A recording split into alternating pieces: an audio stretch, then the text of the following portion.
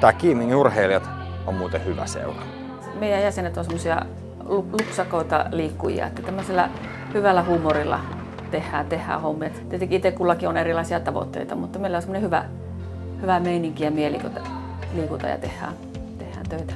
Me tehdään sitä perinteistä kasvatustyötä. Huomioidaan kaiken ikäiset vauvasta vaariin sukupuoleen katsomatta. Hoidetaan niin kuin fyysistä, sosiaalista ja henkistä hyvinvointia järjestämällä toimintaa kaiken ikäisille.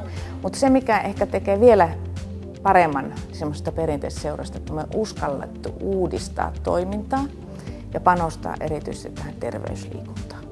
No, tämä on hyvä seura, mukava toimia. Pystytään tarjoamaan kohtuuhintaista harrastusta nuorille. Kaikin puolin mukavaa porukkaa, joka saadaan kyllä innostumaan hommiin, kun vähän yrittää.